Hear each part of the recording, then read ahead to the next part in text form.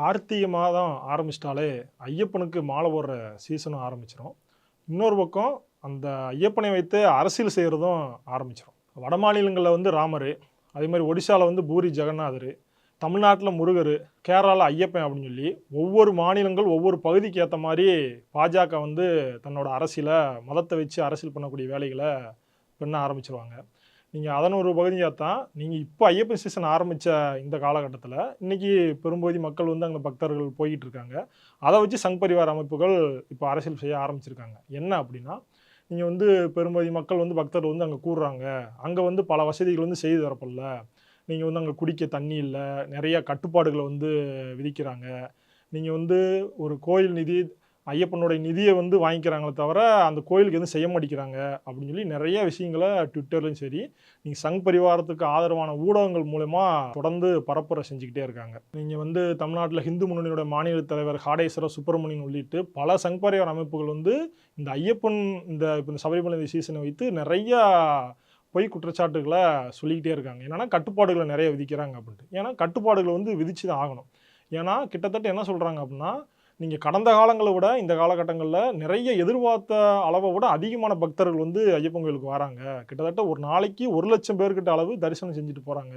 அதுபோக வந்து மறுநாள் தரிசிக்கிறதுக்கும் நிறைய பேர் வந்து காத்துக்கிட்டு இருக்காங்க. எண்ணிக்கைங்கிறது நாளுக்கு நாள் அதிகமாகிட்டு இருக்கு. அப்படிங்கிற அடிப்படையில் நீங்கள் நேற்றைய முன்தினம் வரைக்கும் கிட்டத்தட்ட ஒரு ஸ்பாட் புக்கிங் அடிப்படையில் 30,000 பேர்கிட்ட வந்து வச்சுக்கிட்டு இருந்தது. நீங்கள் இந்த கூட்டம் அதிகரிச்சனால நீங்கள் அதை குறைச்சிருக்கிறாங்க. நவம்பர் 24 வரைக்கும் அதை 5,000 அப்படிங்கிற எண்ணிக்கையில் குறைச்சி அனுமதிக்கிறாங்க.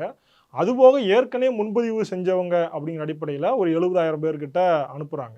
கிட்டத்தட்ட ஒரு நாளைக்கு நீங்கள் 1,00,000 பேர்கிட்ட வந்து அங்கே தரிசனம் செஞ்சுட்டு தான் போயிட்டு இருக்காங்க. அப்படி இருக்கும்போது கட்டுப்பாடுகளை விதிக்கிறாங்க அப்படின்னா கட்டுப்பாடுகளை விதிச்சு தான் ஆகணும். ஏன் அப்படின்னா, நீங்கள் இந்த கூட்டம் அதிகமாக இருக்கிற இடங்கள்ல உள்ளாம் கட்டுப்பாடு இல்லைன்னா எந்த அளவுக்கு ஒரு ஆபத்து நடக்கும் அப்படிங்கிறத நம்ம சமீப காலத்தில் நிறையா சம்பவங்களை பார்த்துட்டோம். நீங்கள் வட மாநிலங்களில் வந்து கும்பமேளா போன்ற நிகழ்வுகளில் கூட்ட நெரிசல் அதிகமாக ஏற்பட்டு நடந்த உயிரிழப்பு, நீங்கள் தமிழகத்தில் வந்து கரூரில் நடந்த கூட்ட நெரிசலில் நடந்த உயிரிழப்பு, பெங்களூரில் வந்து கிரிக்கெட் வெற்றியில் கொண்டாட போய் நடந்த உயிரிழப்பு, இதுபோக இந்தியாவில் பல இடங்களில் கூட்ட நெரிசல்னால உயிரிழப்புகள் நிறைய நடந்திருக்கு. அப்போ இதுபோல் ஒரு கூட்ட நெரிசல்லாம் தடுக்கணும் அப்படின்னா கட்டுப்பாடுகளை விதிச்சு தான் ஆகணும். அப்போ இதையெல்லாம் வந்து பொருட்படுத்தாமல், இதையெல்லாம் யோசிக்காமல் நீங்கள் சங் பரிவார அமைப்புகள் கட்டுப்பாடுகள் விதிக்குது, இந்த அரசாங்கம் வந்து கட்டுப்பாடுகள் விதித்து வந்து ஒடுக்க பார்க்குது அப்படின்னு சொல்லி ஒரு பொய்யான குற்றச்சாட்டை பரப்பிக்கிட்டே இருக்கிறாங்க.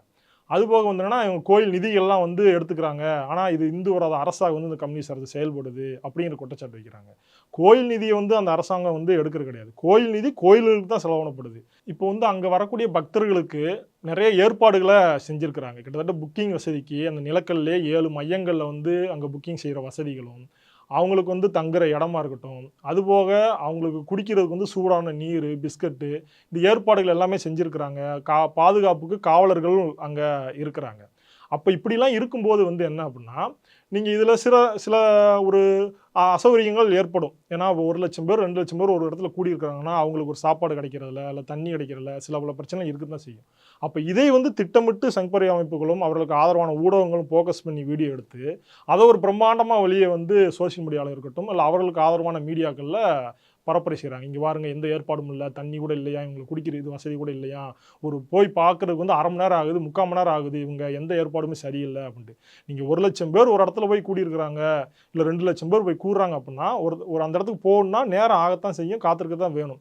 அப்போ இதையெல்லாம் வந்து மக்களுக்குமே தெரியும். ஆனால் அதை வந்து இவர்கள் வந்து ஃபோக்கஸ் பண்ணி, இல்லை சில பல அசைவங்கள் மட்டும் தனியாக ஃபோக்கஸ் பண்ணி வீடியோ எடுத்து அதை வந்து நீங்கள் சோசியல் மீடியாவில் பெரிய ஒரு அங்கே வந்து பெரிய எதுவுமே சரியில்லை அப்படிங்கிற மாதிரி ப்ரொஜெக்ட் பண்ணிகிட்டு இருக்காங்க. இது எங்கேருந்து போடுறாங்கன்னா, நீங்கள் கிட்டத்தட்ட குஜராத், பீகார், இந்தியா முழுக்க இருக்கக்கூடிய சங் பரிவாரங்கள், ஒரு குஜராத்தை சேர்ந்தக்கூடிய ஒரு பாஜக வந்து நீங்கள் ஐயப்பன் கோயில் இதை போட்டு ஸ்டேட்டஸ் போடுறதுக்கான என்ன அவசியம் இருக்குது? ஏன்னா அவங்க இதை ஒருங்கிணைக்கிறாங்க. ஒரு விஷயம் நடக்கும்போது இந்தியா முழுவதும் ஒட்டுமொத்த சங் பரிவார அமைப்புகள் அதை வந்து திட்டமிட்டு பண்ணுறாங்க அப்படிங்கிறதான் இந்த விஷயம்லாம் நமக்கு காட்டுது. நீங்கள் இந்த சங் பரிவார அமைப்புகள் வந்து இந்த ஐயப்பனை வச்சு தொடர்ச்சியாக அரசியலை வந்து பண்ணிக்கிட்டே இருக்காங்க. எப்படின்னா, நீங்கள் கடந்த காலங்களில் நீங்கள் சபரிமலை ஐயப்பன் கோயிலுக்கு பெண்களை அனுமதிக்கலாமா கூடாதா அப்படிங்கிற பிரச்சனை போய்கிட்டு இருக்கும்போது, நீங்கள் வந்து அங்கே பெரிய அந்த கோயில்களை வந்து சங் பரிவார அமைப்புகள் பெரும் போராட்டம் நடத்துனாங்க, அனுமதிக்க கூடாது அப்படின்ட்டு. அப்போ என்ன பண்ணாங்கன்னா, சமூக வலைதளங்கள் நிறைய புகைப்படங்கள பகிர்ந்தாங்க. என்னன்னா, நீங்க வந்து ஒருத்தர் வந்து சபரிமலை ஐயப்பன் ஃபோட்டோவ கையில வச்சிருக்க மாரி, அவருடைய நெஞ்சில வந்து ஒரு காவல் அதிகாரி ஷூ வச்சு மிதிக்கிற மாரிலாம் இது பண்ணி பெரிய சமூகத்தில வந்து பதட்டம் ஏற்படுத்துற மாரி, ஒரு ஐயப்ப பக்தர கேரளாவுடைய கம்யூனிஸ்ட் அரசு ஒடுக்குது அப்படிங்கிற மாரி. ஆனா கடைசியில என்ன கண்டுபிடிச்சாங்கன்னா, அதெல்லாம் ஒரு போட்டோஷாப்பு. ஒரு பதட்டத்தை ஏற்படுத்துறதுக்கு சங் பரிவார் செஞ்ச ஒரு சூழ்ச்சி அப்படின்னு சொல்லி அம்பலப்பட்டாங்க. அது மட்டும் இல்ல. இது போன்ற விஷயங்கள் எல்லாமே கேரள மக்கள் நல்லா உணர்ந்திருக்காங்க. அதனால தான் நீங்க சபரிமலை ஐயப்பன் கோயில் இருக்கக்கூடிய தொகுதி பார்த்தா பத்தனம்திட்டா மாவட்டத்தில இருக்கக்கூடிய தான் சபரிமலை ஐயப்பன் கோயில். அந்த பத்தனம்திட்டா தொகுதியிலேயே வந்து நீங்க கம்யூனிஸ்ட் வேட்பாளர் தான் வெற்றி பெறாரு.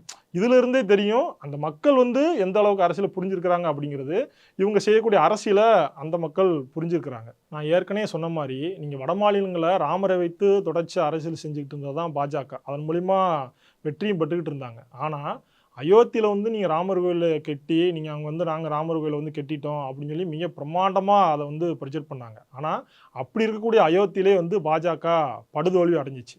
ஆனா, அதே ஃபார்முலாவ நீங்க தமிழ்நாட்டிலயும், கேரளாவிலயும் மதத்த வச்சு அரசியல் செய்யலாம் அப்படிங்கிறத பாஜக முயற்சி பண்ணிட்டு இருக்கு. ஆனா, கேரளாவும், தமிழ்நாடும் மத நல்லிணக்கத்தோட இருக்கக்கூடிய ஒரு மாநிலம். அப்படிப்பட்ட ஒரு மாநிலத்தில பாஜகனுடைய அரசியலு, இந்த வகுப்புவாத அரசியலும், வெறுப்பு அரசியலும் என்னைக்குமே எடுபடாது.